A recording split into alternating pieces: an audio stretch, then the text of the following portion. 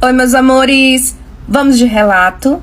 Esse é o relato da Clara e ela diz: não se case com um nerd viciado em videogame.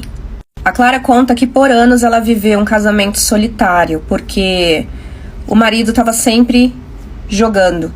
Durante o período de namoro, eles não se viam tanto, não passavam tanto tempo juntos, porque ambos moravam em cidades diferentes e trabalhavam, então se viam quando dava. Mas ela não percebia isso nele, ela só enxergava ele como um homem extremamente inteligente e aparentemente caseiro. Ele a pediu em casamento e ela aceitou. Acontece que quando eles começaram a conviver, ela percebeu algo nele que foi bem assustador para ela. Ele era viciado em videogame. Ele ia trabalhar e assim que ele chegava do trabalho, a primeira coisa que ele fazia era sentar na frente do videogame, colocar aquele fonezinho e chamar os amigos para jogar online. A princípio incomodava, mas até que nem tanto. Porém, eles tiveram uma bebê. E foi aí que as coisas desandaram muito, porque ele não ajudava ela em nada. Era videogame, videogame e videogame. Ele era tão doente, tão viciado em videogame, que quando ela conseguia convencer ele a sair de casa com ela para fazer alguma coisa, ele levava um videogame portátil e ficava jogando. Eram fileiras e fileiras de jogos, jogos originais e caríssimos. Até que ela começou a reclamar, dizendo que algumas coisas estavam faltando na casa e algumas coisas estavam faltando para a criança, mas ele comprava jogos, o que significa que dinheiro ele tinha. E ela não achava justo ela usar o dinheiro dela com as coisas da casa e ele com jogos de videogame. Até que um dia parou de chegar jogos na casa deles. E ela se sentiu aliviada. Nossa, eu acho que agora ele se tocou, que agora ele tem uma família e vai dar um tempo. Só que depois ela descobriu que não, ele apenas parou de comprar os jogos físicos. Mas ele comprava online. Porque o Xbox tinha essa função, né? Ou tem, não sei, de comprar jogos online. Então ele comprava e baixava os jogos direto no aparelho. Era tão sério, para vocês entenderem, ele chegava a passar noites e noites inteiras em claro, jogando com os amigos dele.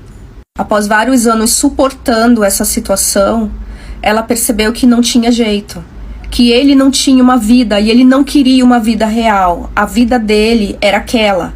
E ele não ia desistir disso. Nem por ela, nem pela filha, nem por ninguém, nem mesmo por ele.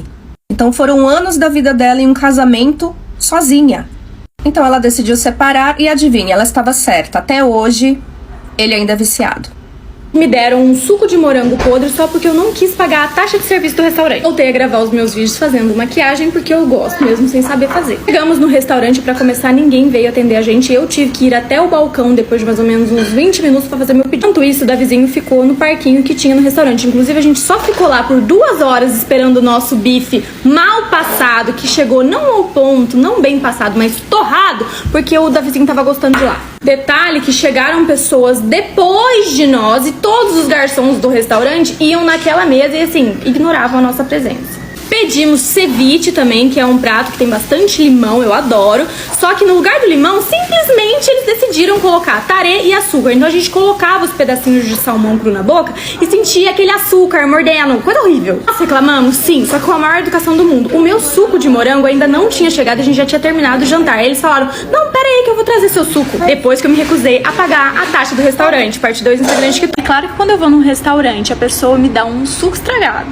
Não me atende bem, demora o atendimento. A única coisa que prestava lá era o parquinho. Porém, o parquinho era pago, não estava incluso nessa taxa de serviço. Poderia até estar, mas eu paguei R$30 só pro Davizinho ficar lá, o tempo que eu ficasse no restaurante. A comida chegou horrível, eu não ia pagar os 10%. Aí ele olhou pra mim e falou assim, não, mas você é obrigada a pagar a taxa. Eu falei, não, eu sou advogada, não preciso. Eu menti que eu era advogada? Menti, mas eu falei a verdade quando eu falei que a taxa dos 10% não é obrigatória. E não paguei, gente. Tanto que quando eu falei isso, ele chamou o gerente veio, aí eu expus tudo que aconteceu lá no restaurante no dia que a gente foi. E aí eu descobri que o gerente também é a mesma coisa. Ele simplesmente ignorou. Falei, tá bom. Virou as costas e foi embora, e foi o que eu fiz também. Paguei a conta sem a porcentagem de serviço e saí do restaurante. Vocês pagariam os 10% se estivessem no nosso lugar?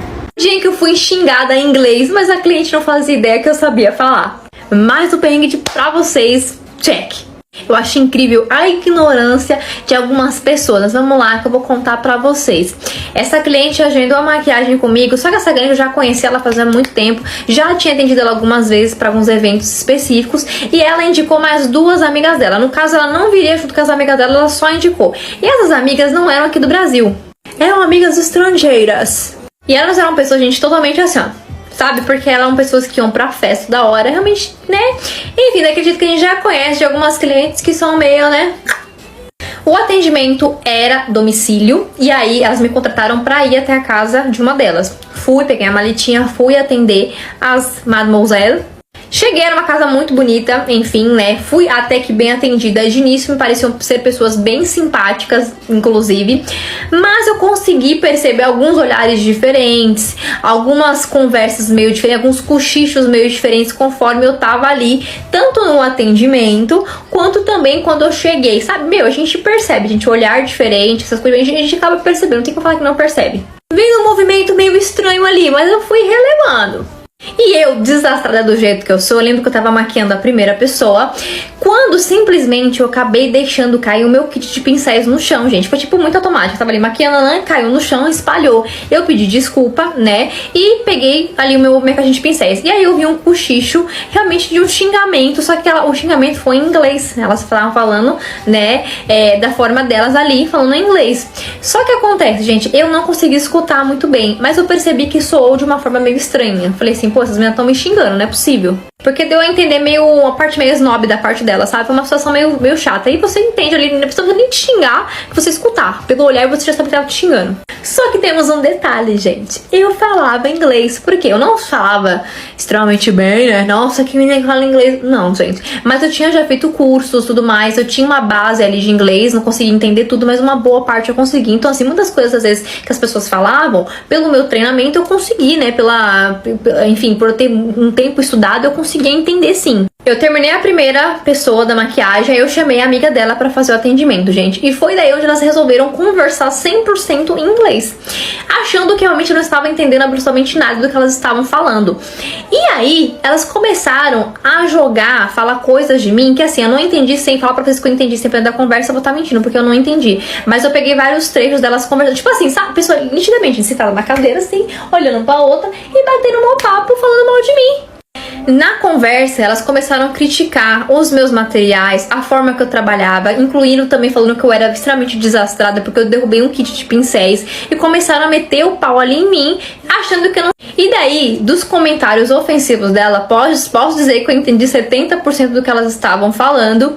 Na hora, gente, eu fiquei realmente chateada, e eu tava maquiando, então assim, a situação tava acontecendo na minha frente, eu maquiando a moça, né, no caso a amiga ali dela, e eu totalmente constrangida, porque assim, elas não faziam ideia que eu sabia falar o inglês e que elas estavam ali falando. Quando eu simplesmente pensei, então agora eu vou jogar uma pra elas.